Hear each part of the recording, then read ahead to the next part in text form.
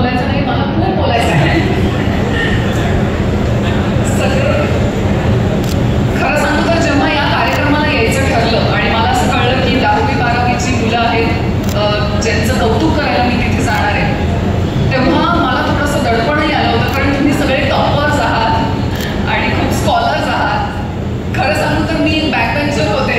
So मी तुम्हाला काय प्रोत्साहन देणार किंवा मी तुम्हाला काय प्रबोधन करणार, एवढी मोठी मी नक्कीच नाही आहे. पण मैत्रीण म्हणून काही 2-4 गोष्टी शेअर कराव्याशा वाटतात. तुम्हाला पटलं तर घ्या, नाही तर सोडून द्या, काहीच हरकत नाही. जेव्हा मी विचार केला की या मुलांना मी काय सांगू शकते ज्याच्यामुळे त्यांना प्रोत्साहन मिळेल, प्रबोधन मिळेल, तर खरं तर 10वी आणि 12वी ही इतकी निर्णयात्मक वर्ष असतात, डिसिजन मेकिंगची वर्ष असतात, महत्त्वाची वर्ष असतात की ज्याच्यामुळे तुमचा पुढचा आयुष्याचा अख्खा पल बदलतो. त्यामुळे तुम्हाला ऑलरेडी इतक्या लोकांनी इतकं काही सांगितलं असेल, इतके सल्ले दिले असतील की आता वेगळं आणखीन काय सांगायचं. आणि हा विचार करता करता मला माझी 10वी-12वी आठवली आणि मी विचार केला की तेव्हा आपण कसे होतो किंवा आपण काय करायचो. तर मला जेन्युअनली असं वाटतं की हे वय खूप कठीण असं म्हणता येईल, कारण या वयात तुमचे विचार, तुमची मतं ही पूर्णपणे फॉर्म झालेली नसतात. अजून तुम्ही कुठेतरी शोधत असता, काहीतरी पाहण्याचा प्रयत्न करत असता, तुम्हाला माहिती नसतं की काय करायचं आहे आयुष्यात. पण हीच वेळ खूप महत्त्वाची आहे, कारण इथे ना इन्फ्लुएन्स होणं खूप सोपं आहे. म्हणजे 4 लोक 4 गोष्टी करतात किंवा आपल्या आजूबाजूच्यांचे काहीतरी वेगळे विचार असतात, तर त्याला इन्फ्लुएन्स होऊन आपल्याला असं वाटायला लागतं की आपल्याला सुद्धा तेच आवडतंय, आपले सुद्धा विचार तसेच आहेत. So it is very easy to get influenced but very difficult to get inspire. आणि आय ऑलवेज फील की don't get influence, get inspire. कारण एकदा तुम्हाला इन्स्पिरेशन या अशा दिग्गजांकडून मिळालं की ते लाईफ लॉंग राहील, पण इन्फ्लुएन्स झाला तर ते लवकरच निघून जाईल. सो कायम तुमचे आयडॉल्स किंवा तुमची मतं किंवा तुमचे प्रिन्सिपल्स, तुमचे विचार हे खूप विचारपूर्वक ठरवा, खूप जाणीवपूर्वक ठरवा, कारण त्याचा तुम्हाला आयुष्यात खूप फायदा होईल. दुसरी गोष्ट मला अशी गमतीची शेअर करावीशी वाटते की मला नेहमी असं वाटतं की म्हणजे हा समाजापेक्षा थोडासा वेगळा विचार आहे असं म्हणायला हरकत नाही. काय होतं, आपल्याला लहानपणीपासून असं सांगितलं जातं की अपयश तुमच्या कडे कधी येऊ देऊ नका किंवा कधी अपयशी ठरू नका. पण माझा थोडासा वेगळा विचार आहे, बघा तुम्हाला पटतो का.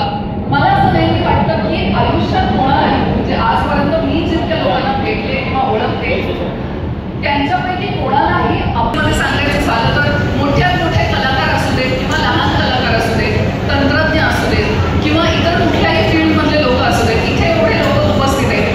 आय डोंट थिंक हे कोणी मान्य करेल की तुम्हाला कधीच अपयश आलेलं नाहीये. प्रत्येकाला कुठे ना कुठे, कधी ना कधी छोटं किंवा मोठं अपयश येतच, त्याला सामोरं जावंच लागतं. माझी फिलॉसॉफी अशी आहे की अपयश जरी आलं, फेल्युअर जरी आलं तरी त्याला घाबरून जाऊ नका. ते येणार, पण ते तुम्ही तुमच्या मनावर घेऊन खचून जाऊ नका. त्याला सामोरं जा, धाडसाने सामोरं जा. पडलात तर माती झटका आणि परत उभे राहा. आणि त्याच्या पुढे तुम्ही काय करता हे तितकंच महत्त्वाचं आहे. तुम्ही किती जिद्दीने पुढे जाता, किती जिद्दीने ते अपयश फेस करता, पुन्हा तुमची जी वाटचाल आहे ती सुरू ठेवता, त्याच डिटर्मिनेशननी, त्याच डेडिकेशननी. सो ते ठरवतं की माणूस म्हणून तुम्ही किती मोठे आहात, तुमचं कॅरेक्टर किती मोठं आहे. सो हे कायम लक्षात ठेवा. फेलियरला घाबरू नका. फेलियर आलं तरी त्यातून काहीतरी शिका आणि पुढे जा. आणि त्यानंतर मला शेवटची एक अशी छोटीशी, सॉरी मी खूप बोलते का, मी म्हणजे माहिती करू का, वेळ आहे ना आपल्याकडे. शेवटची गोष्ट मला ही सांगावीशी वाटते की प्रत्येकाने आयुष्यात खूप मोठं स्वप्न पाहिलंच असेल. तुम्ही तर इतके स्कॉलर्स आहात, डेफिनेटली तुमचा गोल, तुमचा एम खूप मोठा असेल.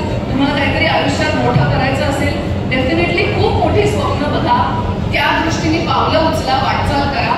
पण मला असंही म्हणावं असं वाटतं किंवा सांगावं असं वाटतं की जो काही तुमचा एम असेल, जो काही तुमचा गोल असेल, तो खूप महत्त्वाचा आहेच, पण तो सगळ्यात महत्त्वाचा नाही. सगळ्यात महत्त्वाचं माहिती काय आहे? प्रोसेस, जर्नी, एक वाटचाल जी तुम्ही पूर्ण करून तिथपर्यंत पोहोचला आहात. ती जी जर्नी आहे ती एन्जॉय करा. ती जी प्रोसेस आहे त्यामधनं काहीतरी शिका. ती जाताना जर तुम्ही एन्जॉय, मुश्किल नावाचं गाणं आहे, त्याच्यामध्ये खूप सुंदर लाईन आहे जी मी ऐकली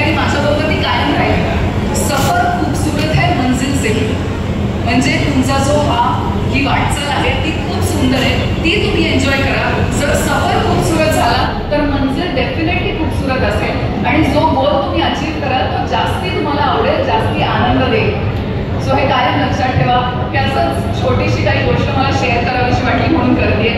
त्या पुढे जाऊन तुम्ही सगळेजण